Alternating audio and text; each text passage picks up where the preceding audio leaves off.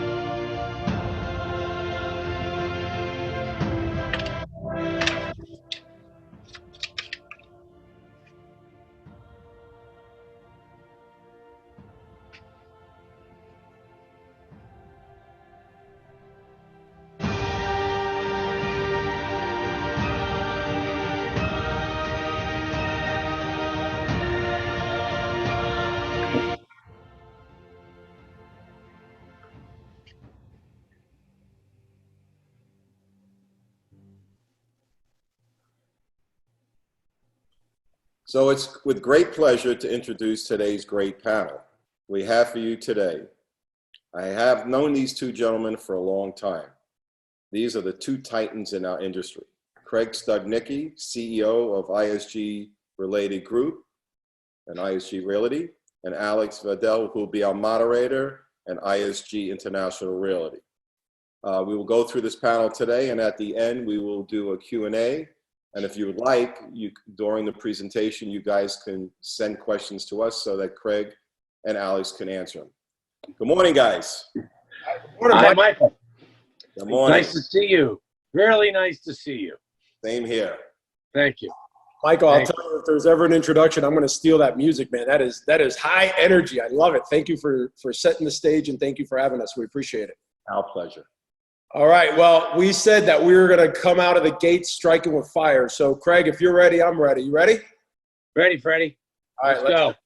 So let's set the stage. There's not a lot of questions that we're going to be talking about, but the questions that we are going to be talking about are very deep. So I want to set the stage from the very beginning because it's going to be a great benchmark for what we're going to be discussing today.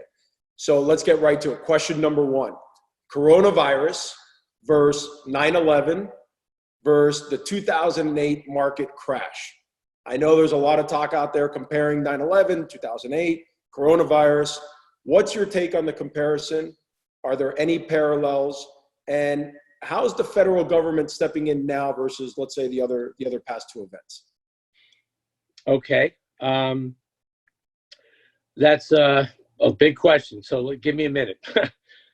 You're right. There's a lot of conversation about comparisons between what's going on right now with Corona and 9/11 and 2008. No doubt about it.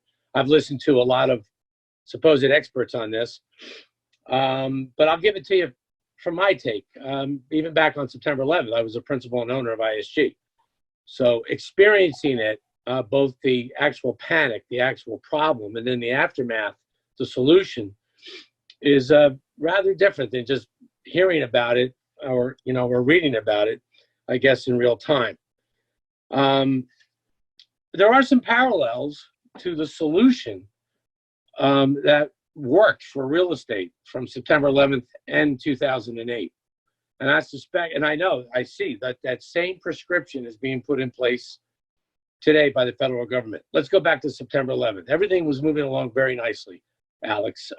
Inventory levels, supply levels for condos in Miami were about the same as they are today, by the way. But then, boom, September 11th hits. And obviously, everybody was grief-stricken, shocked. I remember here in Miami, nobody was going out to restaurants. It was hard to get people to go to work. People were not going to shopping malls because there were envelopes of Xanthrax being mailed to senators in Washington, D.C.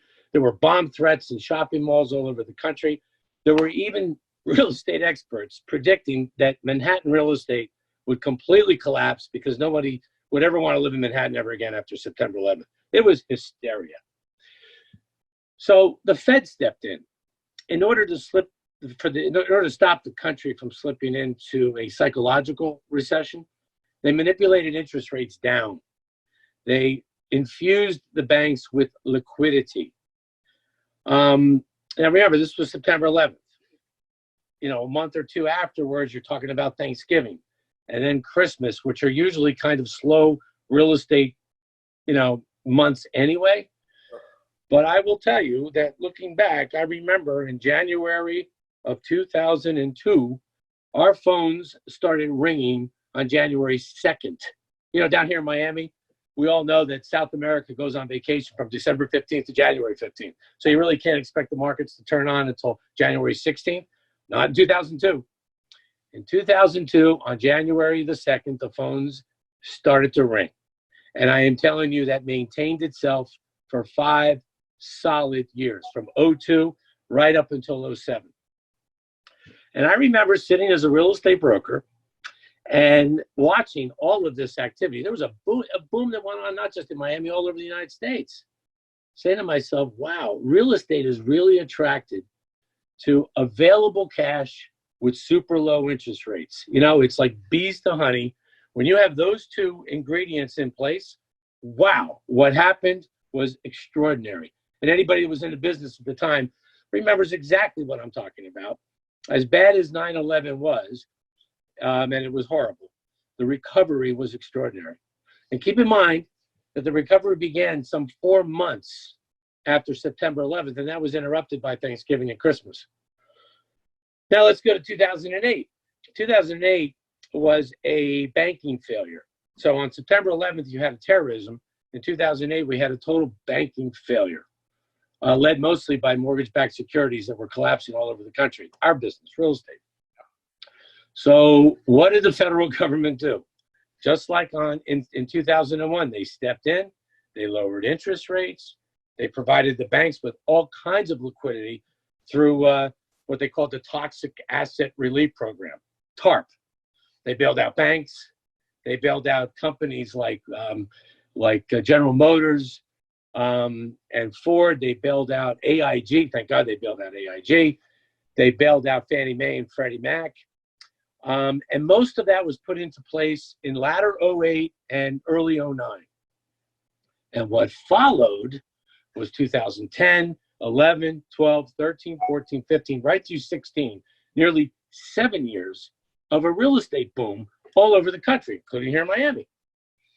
So once again, I noticed that real estate seems to be very attracted to low interest rates and big liquidity from lenders. Big. And the proof is in the pudding. Now here we are in 2020, we're dealing with a virus. Every real estate downturn had a different reason for it. 9/11 was terrorism. 2008 was a total banking failure. This is a horrible, horrible virus. But look what the Fed is doing again. Lowering interest rates, infusing the banks with all kinds of liquidity, prepared to bail out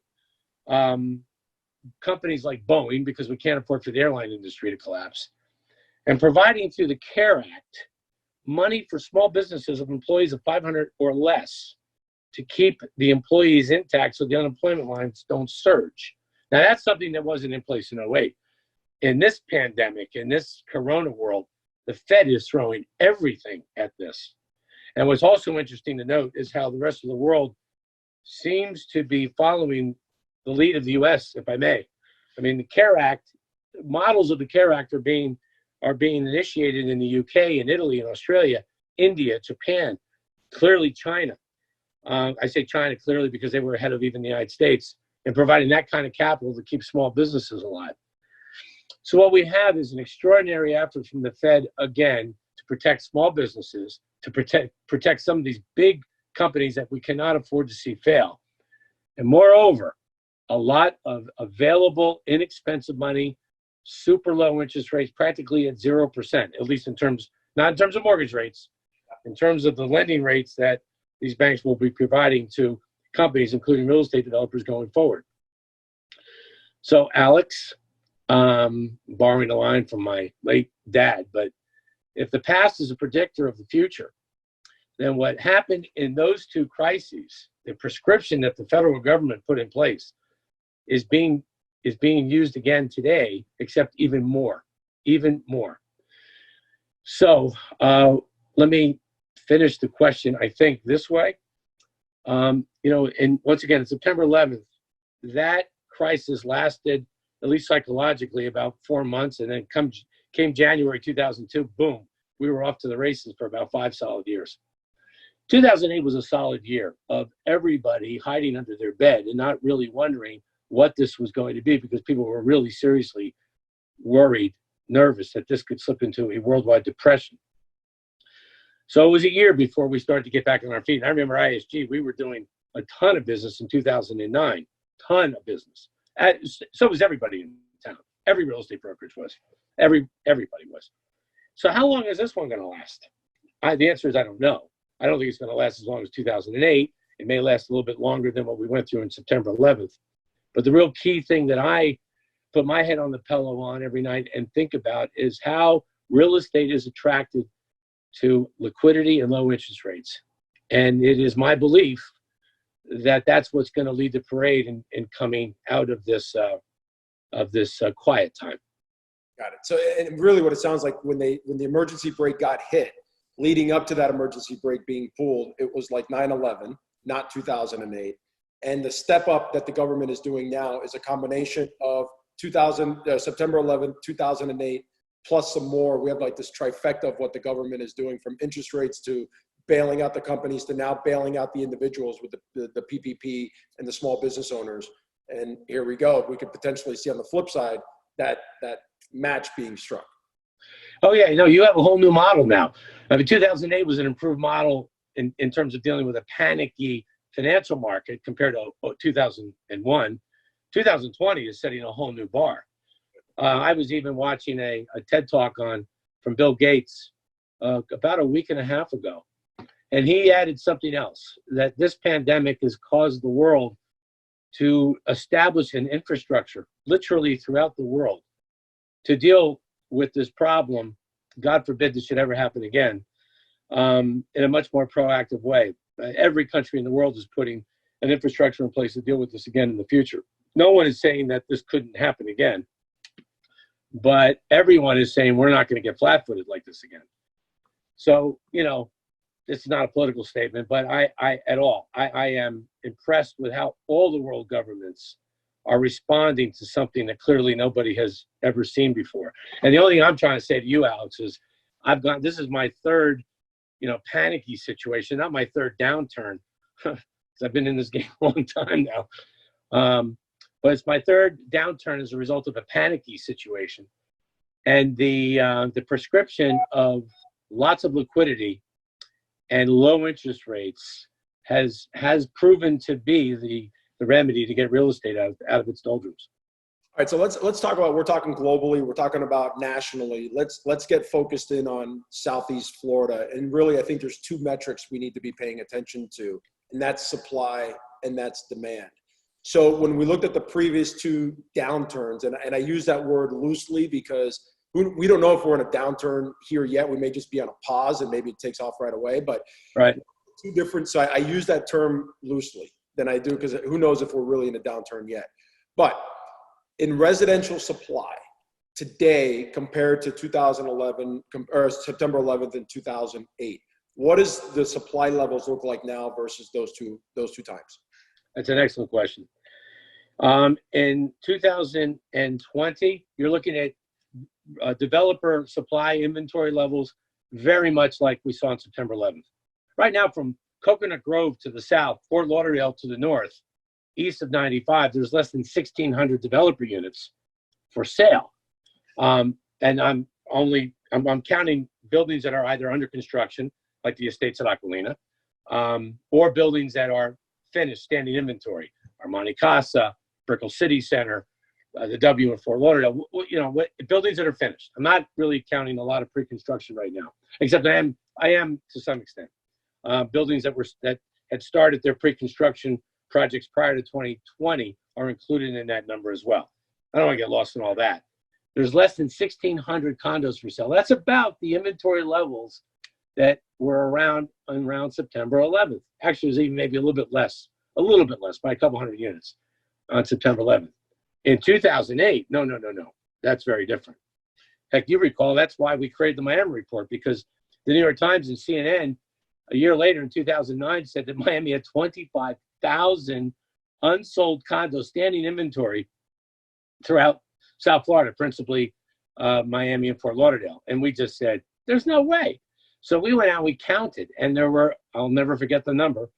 I wish I could, but I can't. 11,502 unsold developer standing units in Miami and Fort Lauderdale. That's obviously, 10 times what we have today. So once again, let me go back to liquidity and inexpensive money. Liquidity and inexpensive money made those 12,000 units that we discovered in 2009 disappear in 2 years. By the end of 2011, it was over. So we have liquidity and we have very low interest rates. What we have is this giant unknown. When's it safe to go back out again? I get that. But what you have is a prescription in place ready to absorb that inventory. And who knows what it means in terms of starting the next cycle. So, I took a couple of notes. What's really exciting about that, that's kind of one of the benefits of Zoom versus in-person meetings. I can actually take notes when people talk versus my in-person closer club. What's really exciting about that is the low inventory levels. 2008, most of us were in the business. We survived it. We thrived during that time. And there were 11,000 plus units on the market. And right now there's 1,600, which is a lot more comparable to 9/11, which we bounced out relatively quickly. Exactly. So much more government help than what we had back then. All right, so let's talk about demand. Whenever that flip side to all of this happens, whenever we're on that flip side, where do you think the buyers will come from as compared to those previous two recoveries? Because those two, again, September 11th and 2008 were absolute downturns, and there were amazing recoveries. Whether this is a downturn or not, there is going to be some sort of a bounce back. How do you compare the demand back then to where you think you're going to see the demand now? Good. Another good question, because the demand is always a little bit different. Right after 2001, we saw a huge spike from particularly Colombia and Venezuela. And that's principally because of, Hugo Chavez came into power in the late 90s and was causing all kinds of nervous tissue inside Venezuela and driving Venezuelans out. And Miami was their preferred home, or plan B, I should say. Same thing was going on in Colombia, because in Colombia, in the last decade, the FARC, the terrorist organization, was wreaking havoc throughout Colombia. So we had a huge demand from those places in the world, while at the same time, the population of Florida was growing.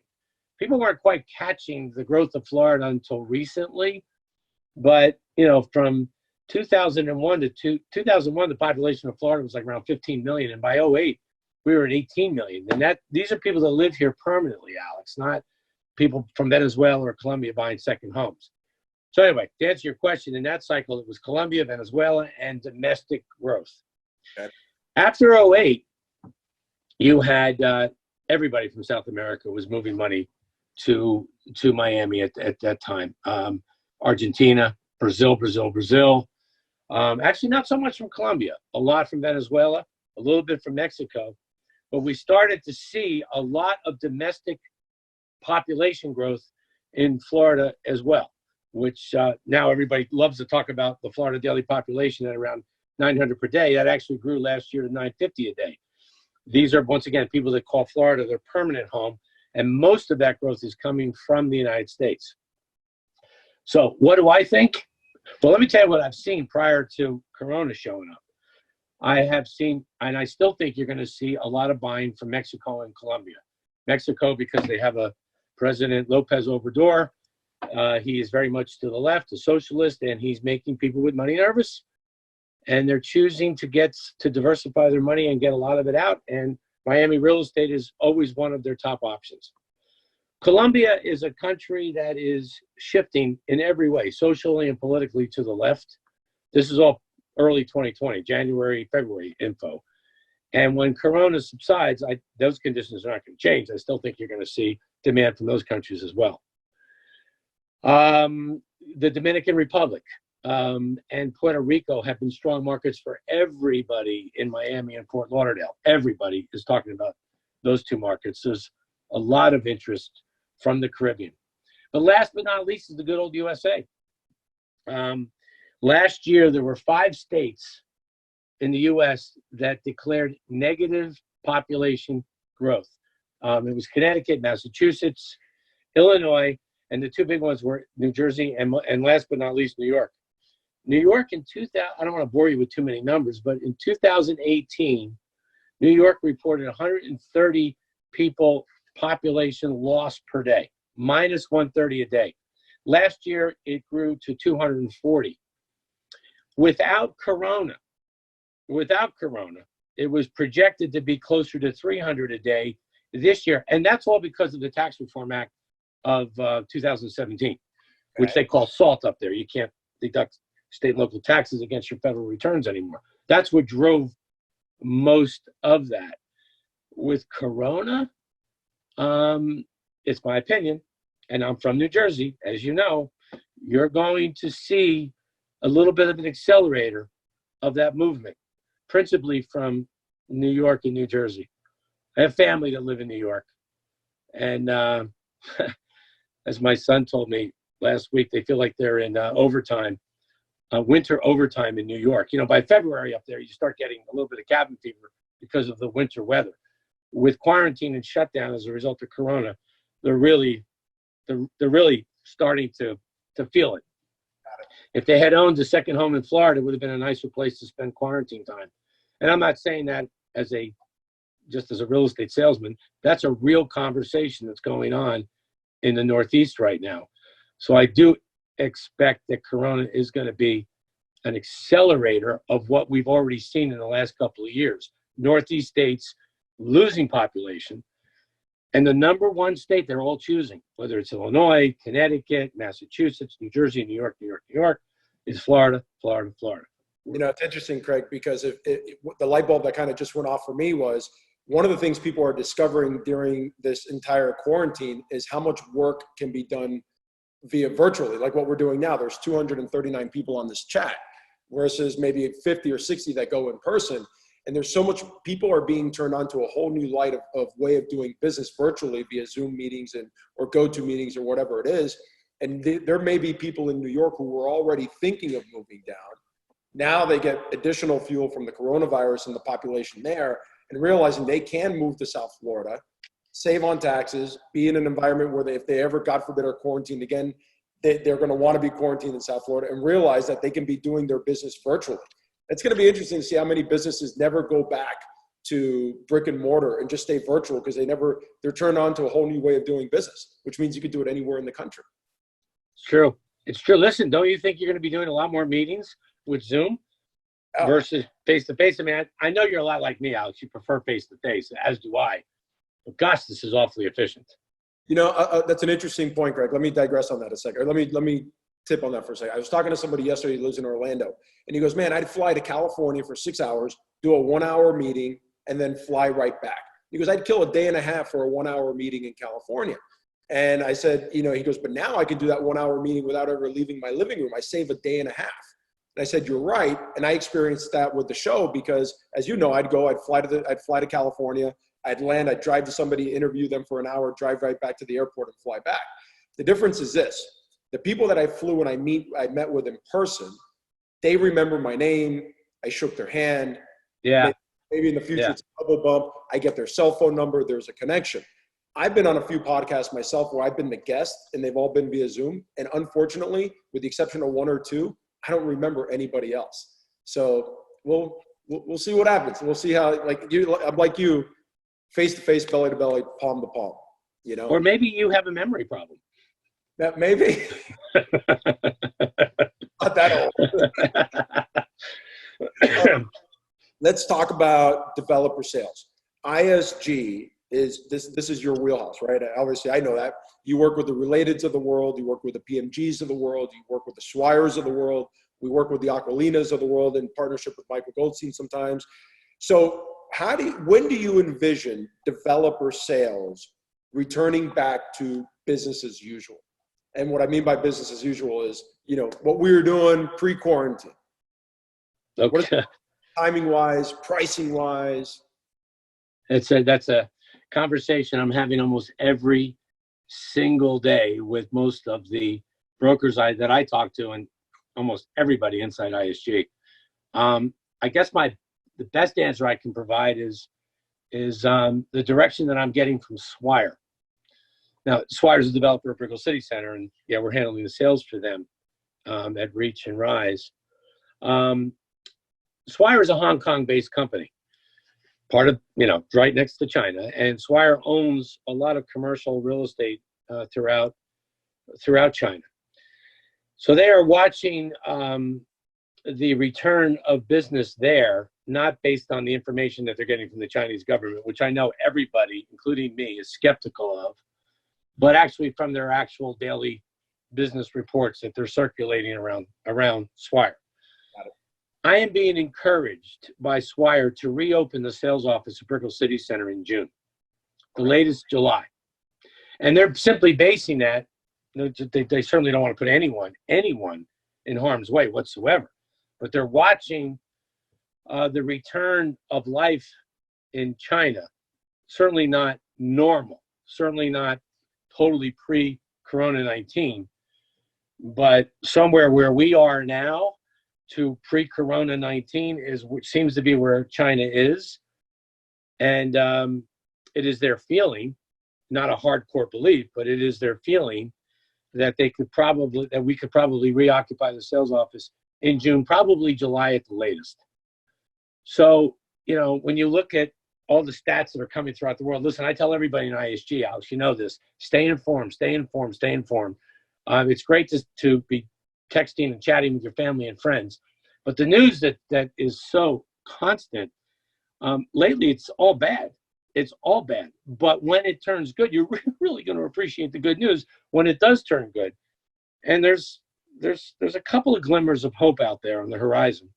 And maybe Swire's right. Maybe their timing's right. Maybe it's June and July that we can all go back to our offices, and then deal with that new normal until eventually the Corona-19 subsides in terms of fear and anxiety so much that we are kind of back to pre-Corona-19 levels. And I don't know when that is. My guess is the fall.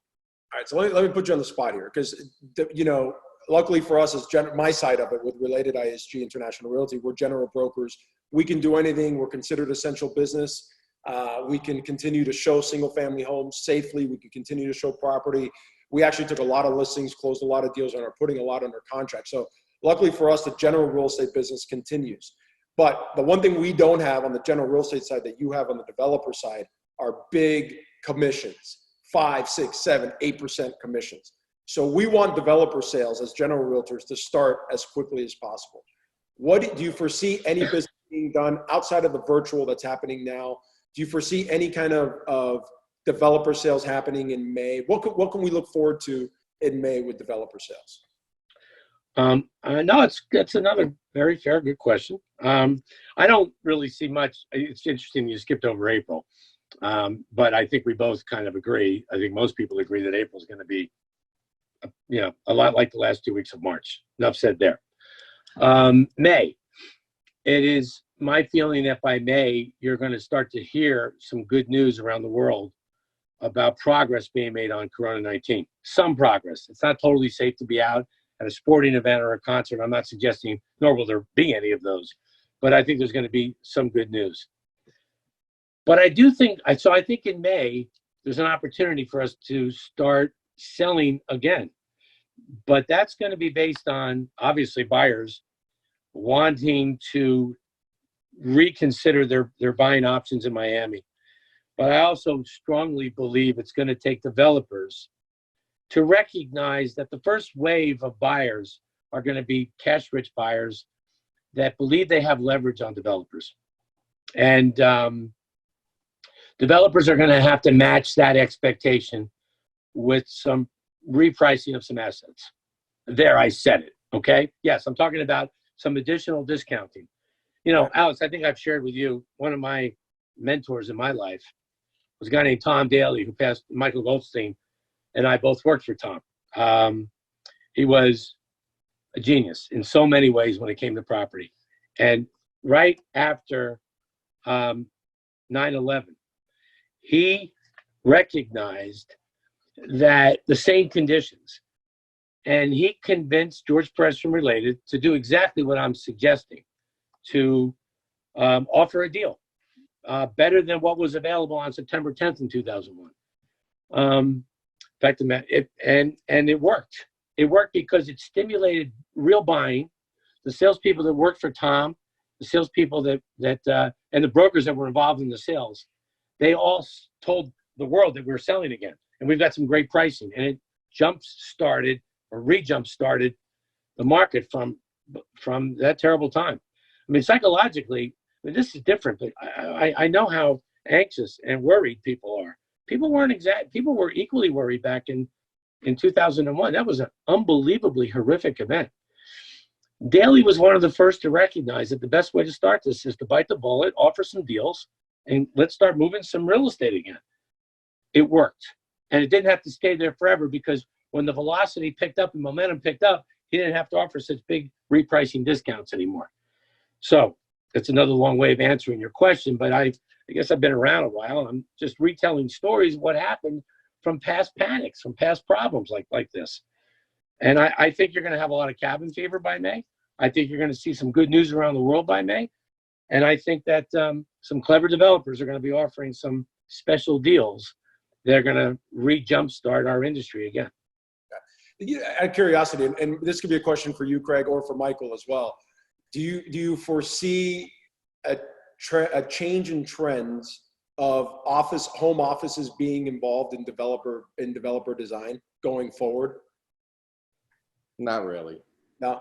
Okay, I was just curious. We didn't talk about this right now. What we've learned all these years being in development sales is that people want to come to the sales gallery. They want to go through the model. They want to see. They want to touch. They want to smell.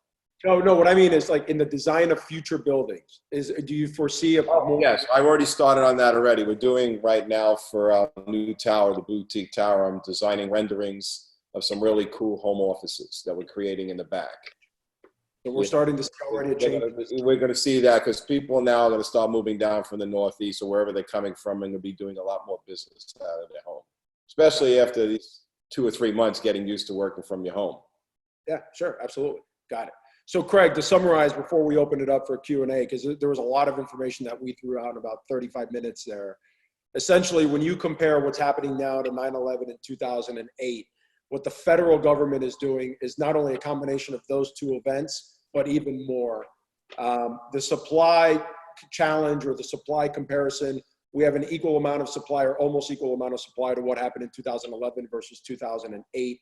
And from a demand perspective, where one was more domestic, then it became international. What we're seeing now is both a domestic and international demand, let's say. And in addition to that, we may even see more of an influx on that based on what coronavirus is doing across the country. And you expect June, July to be the date that we're going to be back into our sales center offices, back to business as usual, but May really being the opportunity to get some great deals going and start to slowly but surely get back into the workplace on the developer side. Yes, and before we take the questions, let me just offer one more statement. Please. Having lived here for 30 years, I have seen that every time the United States real estate market slips into a bit of a recession, Miami is one of the first cities to pop out. Don't ever second guess the resiliency or the popularity of Miami. It's a lesson I learned really after 2008 in a profound way. And I suspect that the world is going to rediscover some wonderful features about Miami that maybe they put on the back burner. Miami/South Florida, that's going to be front and center when the dust settles from all of this. So, yeah. Greg, you said $950 a day are moving to Florida now, correct? Last year. Yeah, last year. Last year, which was pretty much yesterday, right? Seems like. Yeah. I remember Matt Allen asked you this question. Matt Allen, the COO of Related, asked you this question. What percentage of that is moving to Southeast Florida? Can you share with the audience that number? Yeah, it's a big one. It's exactly 45%. 25% of that number moves to Miami-Dade County every single day. That's over 200 people a day. The balance is spread between Fort Lauderdale and Palm Beach. Yeah, we get the lion's share of it. And now it's important to remember, these are people that call Florida their permanent home. So somebody from New York, Boston, Philadelphia, Chicago, who buys a second home in South Florida, sorry, you're not included in that number. For that matter, Buenos Aires or Sao Paulo, you're not included in that number unless you declare Florida your permanent home. So, I am sure that whether it's Fortune, Cervera, Douglas Elliman, Compass, ISG, no matter what company is out there selling, I'm sure their stats match mine. Half of my sales to 60% of my sales every year are second homes. They're not included in that number. So I can see the expression on your face. You're connecting the dots. The demand curve when things are kind of normal in South Florida, it's extraordinary.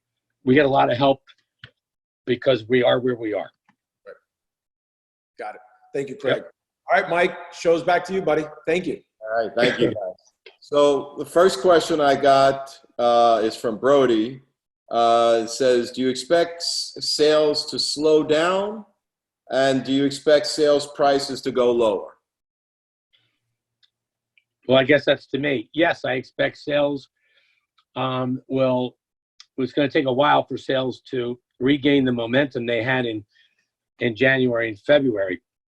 I looked, my company, as you know, Michael, we create the Miami Report every year. And we're right in the middle of we're really close to finishing 2020, and then Corona popped up. Every real estate company in the first quarter of this year was 30% better than they were at the same period last year. So yes, January, February, and half of March, because that's all we had, was 30% better than all of January, February, and March of 2019. We were all in momentum. Whether you were selling resales on MLS or developer sales, we were all heading for a really cool year. And then Corona happened. Now we have to restart this. Every real estate sales office is open, and I'm really impressed with the sales agents all over South Florida that are doing these Zoom virtual reality tours with other realtors, just to let everybody know we're still open for business. We're still open for business. But in my opinion, the reality is, if Swire is right and we can return to the offices in, say, June, July, you're going to have to expect a modest sales pace in June, July, and August until you get deep into the third quarter of this year. I do think that I'll follow the Wall Street barometer. Wall Street believes that by the fourth quarter of this year, that we're pretty much back to normal. They see the Dow Jones Industrials trading in the mid to highs 20,000s. Remember, it got as high as 29,000.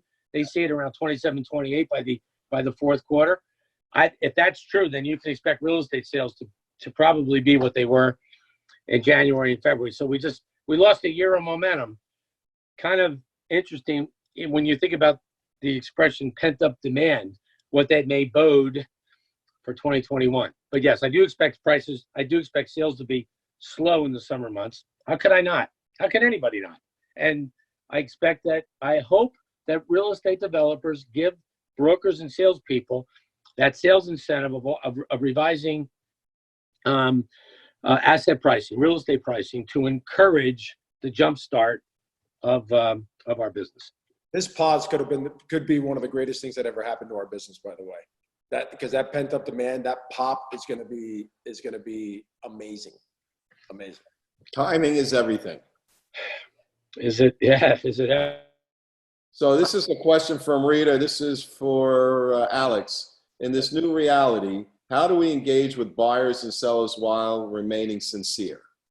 That's a great question. So I'm going to sound like a broken record because I think this is what everybody out there is doing, and rightfully so. I've heard Mike Pappas from Kai say it. I've said it. I've heard everybody from serial entrepreneurs outside of real estate say the same thing. And really, and this is what we're preaching to our agents, check in with your clients. When you check in with your clients and you do it by just simply asking them how they're doing, and again, I'm not saying anything that hasn't already been said. God knows I've been saying it to my agents for 3 weeks now. By simply asking them how they're doing, you're accomplishing two things. You're accomplishing that empathetic and sincere connection to them because you are genuinely asking them how they're doing. But where the beauty in that lies is the reply. Their reply is going to tell you whether or not they are going to need your services, and whether or not you're going to, and whether or not you're going to have to engage with them at a professional level. So that initial question of asking them how they're doing gets you engaged on a personal level. Their reply will let you know whether or not you need to be engaged at a business level, because whether they got laid off, or maybe they're having a baby, or maybe they're being relocated, or maybe who knows, right? Their answer will be an indicator of whether or not they're going to need you professionally. And thankfully, if there's ever a time that customers needed a realtor, it's right now. Yeah, this is either or. This is from Luciana. As brokers, realtors, we're not allowed to enter either condos, the building, to do showings probably the next few months. What do you suggest we do in the meantime to generate sales? Craig, you mind if I take this one, Craig? I don't know if Craig can hear us. Well, Craig, you there? Well, at least it worked for his part. Well, I would tell you right now, while Craig tries to get back on, then you focus on what you can focus. You focus on single family homes. The reality is there are some condos still will let you in, but we are hearing on the ground level from our agents that certain condos aren't allowing people to move out, just like they're not allowing them to move in or for showings. But you can absolutely show single family homes. So you gotta shift with the shifting market, because if you don't, your choice then is to be doing no business or be doing. There you go. Sorry, lost my audio. Back. That's all right. So it's shifting with the shifting market, Mike. Okay, this comes from John to Craig. How does the strength of the dollar against foreign currency fit into the mix of liquidity and low interest rates? Ooh, good question. Good question, because if and that's part of the reason I left Brazil out of my answer and only included Colombia and Mexico, because despite the high dollar, the dollar went the other way. Even though they lowered interest rates, a lot of people expected a weaker dollar, but that's not what's happened. And some economists are still expecting a weaker dollar for two reasons. One, because the government's basically doing what they call quantitative easing, which basically means the U.S. government's printing money. There's $2 or $3 trillion that they're throwing at the CARE Act, and they're throwing at the bailout of Boeing and other companies. Just puts more dollars into the system, which will devalue the dollar. The problem I'm having with Brazil is this morning the Brazilian real was like 5.2 to $1 US. Now, for those of you that aren't tracking that, I'll go back to 2012. I think the Brazilian real was 2.2 to $1 US, which is partly why you heard so much Portuguese being spoken here in South Florida. That's not. Now we got a different problem. That real is going to have to strengthen significantly. You're going to have to get into the low threes before you start seeing Brazilians again. Once again, not just my opinion. I've had a lot of experience with this. But Colombia and Mexico is different. They're moving money regardless of the dollar because of their political situations. But let me go back to the core question. I think the economists that are predicting a lower dollar are correct. Remember, this is week 3 of this pandemic, and we're all kind of bouncing off walls. But given quantitative easing, there's too many dollars in the world, and it will devalue the dollar.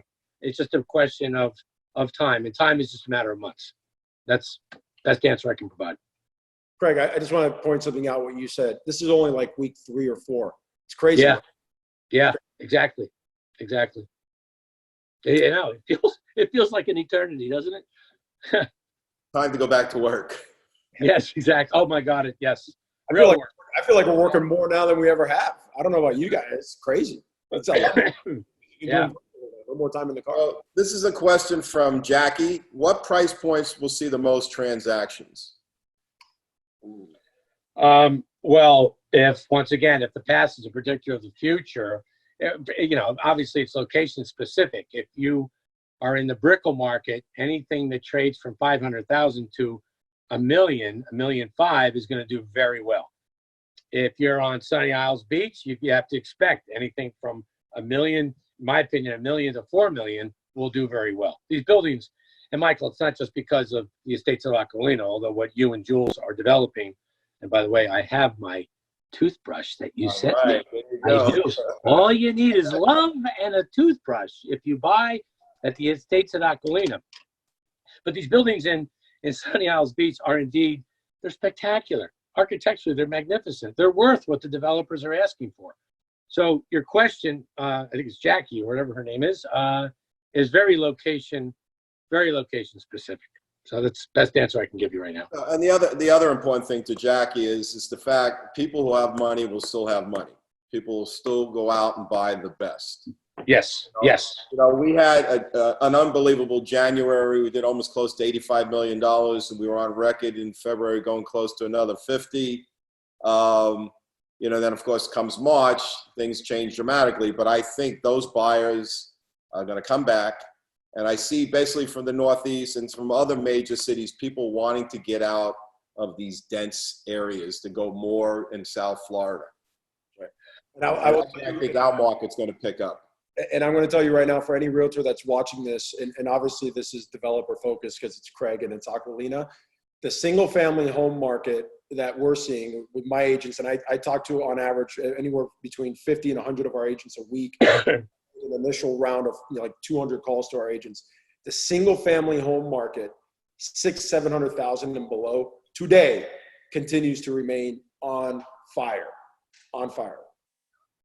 Multiple showings. It's crazy. Safely. And Alex, in a social distancing world, it's a lot easier to manage that in a single family home than anything else. So I suspect you're going to see a lot more of that. Right. And when your audio was bouncing in and out, Craig, somebody had asked that question about what do we do? We can't show condos. Well, you got to shift with the shifting market. You got to go where the business is. Doesn't mean you have to, if you're a Brickell, this is one thing I think people need to understand. If you're a Brickell agent and all you do is condos in Brickell or downtown, that could be your core business. But if that means you have to go out west and start selling single family homes just to make ends meet for the next 3-4 months, doesn't mean you're there permanently. Just do it for now. Continue striving, continue supporting your family, continue supporting your brokerage. And when the time is right, you can come back into the condo market and sell everything. I think too many people are thinking in permanent terms and not just, what do I need to do today? And then, you know, that can change as you go on. Yep. Mike. Sorry, I was muted. Sorry. This comes from, it didn't have a name. It says, would you advise your client to buy now or wait a month? I would advise to wait a month. I would advise, my advice is different, Craig. I want to challenge you. Go, Alex. So 2 weeks ago, I had a guy on my show called Aaron Novello, and Aaron closes around 200 transactions a year. And one of his replies was about what the customers are now. Find a customer whose motivation is bigger than their fear. And so I would tell you that if you have a customer who needs to buy now, then they should buy now. That's not a question for us to answer. It's a question based on what that customer's needs and wants are. That's what I would say. This goes to either Craig or to Alex. What are the statistics on a buyer physically buying a property through a virtual tour? No idea. I'll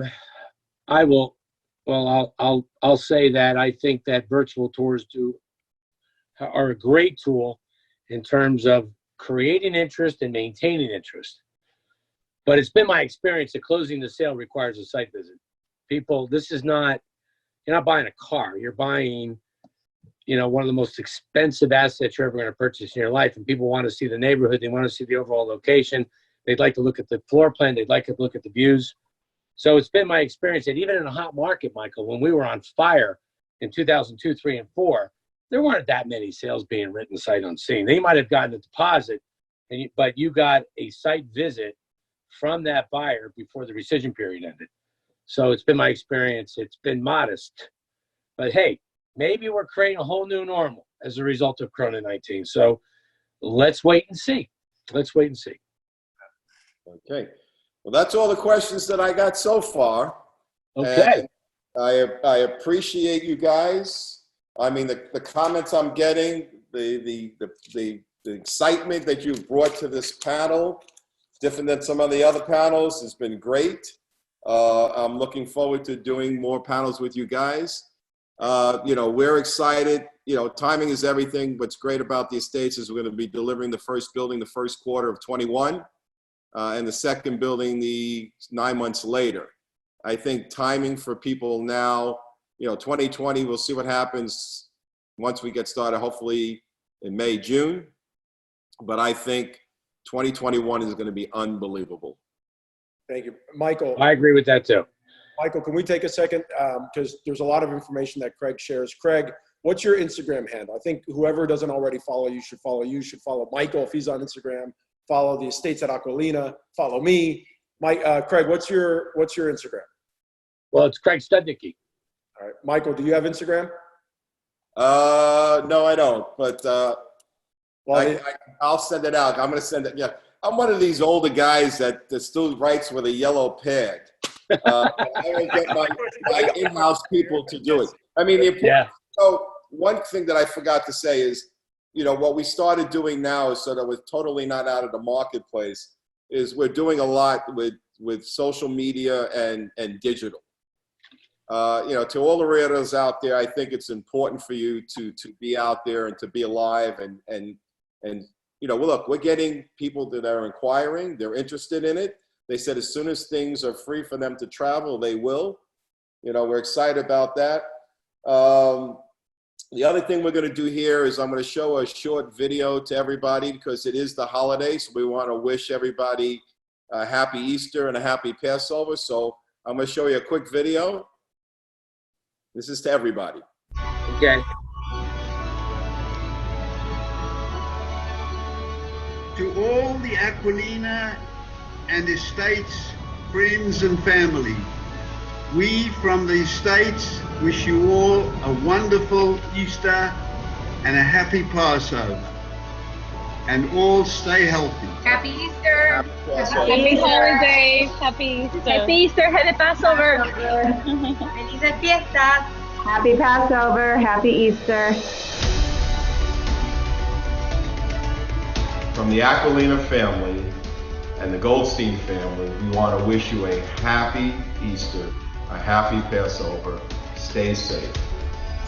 С великим праздником Пасхи. С Великоднем. Happy Easter and happy Passover from our family to yours. Wishing you the joy of hope during this season renewal. Happy Easter. Happy Easter. Hello Pascha. Happy Meno Palati. Happy Easter and happy Passover from your Aqualina family. From the Vargas family. Happy Easter and happy Passover. Tüm Aqualina ailesinin Easter ve Passover'ını kutlar. Sağlıklı bir yıl dilerim. Wishing everybody a happy Easter from your family at the Estates at Aqualina.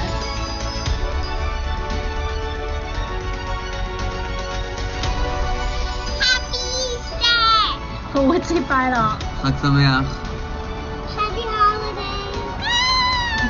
From the Batsiansky family, we want to wish all of you a happy Easter and a happy Passover, and we hope everyone stays safe from this coronavirus.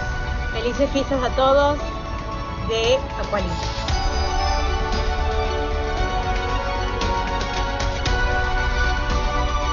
De parte de la familia de Aqualina les queremos desear unas felices Pascuas, que estén llenas de alegría, de paz y de mucho amor.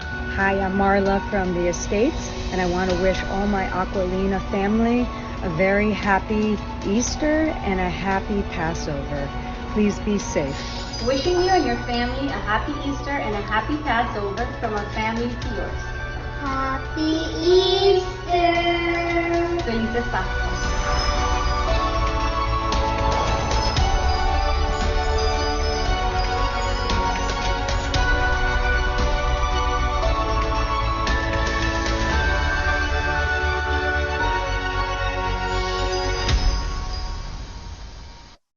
Everybody stay safe.